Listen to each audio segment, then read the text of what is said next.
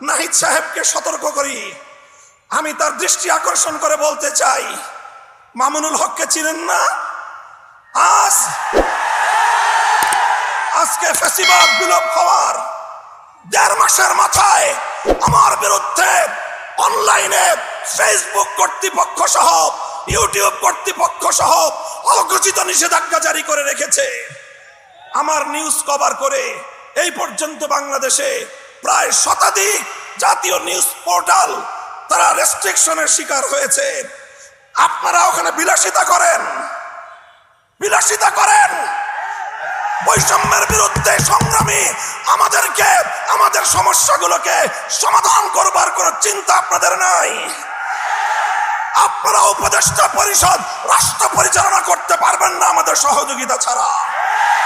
আমার এই বক্তব্যের 24 ঘন্টার মধ্যে যদি আপনারা কোনো ব্যবস্থা গ্রহণ না করেন, আমরা আপনাদের বিরুদ্ধে ব্যবস্থা গ্রহণ করতে বাধ্য হব।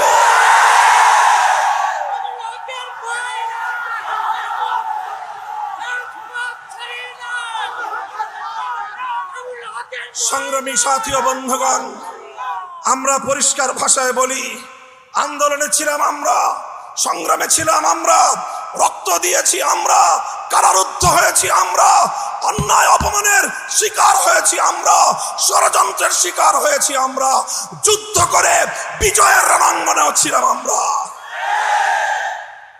এখন সম্মিলিতভাবে এই রাষ্ট্রটাকে এগিয়ে নেওয়ার দায়িত্ব আমাদের। আমরা সহযোগিতা করতে চাই, গায়ে পড়ে সহযোগিতা করতে চাই। আমাদের গায়ে পড়ে সহযোগিতা যদি পায়ে ঠেলতে চান, সে পা ভেঙ্গে গুড়িয়ে দিতে এক মুহূর্ত আমরা বিলম্ব করব না। আল্লাহ পাক রব্বুল আলামিন এই বাংলাদেশকে একটি সুন্দর সমৃদ্ধশালী একটি বাংলাদেশ হিসেবে এগিয়ে নেওয়ার তৌফিক দান করুন। আমরা পরিষ্কার ভাষায় বলি, আমরা ইসলামী রাজনীতি করি। এদেশে খেলাফত রাষ্ট্র ব্যবস্থা প্রতিষ্ঠার জন্যই আমাদের জীবন যৌবনকে আমরা উৎসর্গ করতে চাই। আপনারা কে কি রাজনীতি করবেন আপনাদের বিষয়। আমরা আমাদের আদর্শ আপনাদের উপর জোর করে চাপিয়ে দিতে চাই না, কিন্তু আমাদের রাজনীতির প্রতি যদি কেউ বৈষম্যমূলক দৃষ্টিভঙ্গি নিয়ে তাকাবার চেষ্টা করেন, চোখ উপড়ে ফেলবো। আমরা কারো করুণা চাই না, অধিকার চাই। ভিক্ষা চাই না, আমরা অধিকার চাই। অধিকার যদি সহজে না দেয়, অধিকার আদায় করে নিতে পারি আমরা। রক্তের প্রয়োজন হলে রক্ত দেই, অধিকার আমরা আদায় করে নেই। আমাদের এই কথাগুলো, আমাদের অবস্থান এবং আমাদের এই বাংলাদেশের গণমানুষের সঙ্গে আমাদের রিলেশনটাকে নতুন করে পড়ে নিবেন। যদি কেউ যদি আমাদের ব্যাপারে অন্য কোনো ভাবনা ভাবতে চান, তাহলে আপনাদেরকে রাজপথে মোকাবেলার দাওয়াত থাকলো। সংগ্রামী সাথী ও বন্ধুগণ, একটি সুন্দর বাংলাদেশ গড়ে উঠুক, বৈষম্যহীন বাংলাদেশ গড়ে উঠুক। আর কোনো শিক্ষাঙ্গনে তোফাজ্জলদের মতো আর কোনো মানুষকে যেন এভাবে বিচার বহির্ভূত হত্যাকাণ্ডের শিকার হতে না হয়।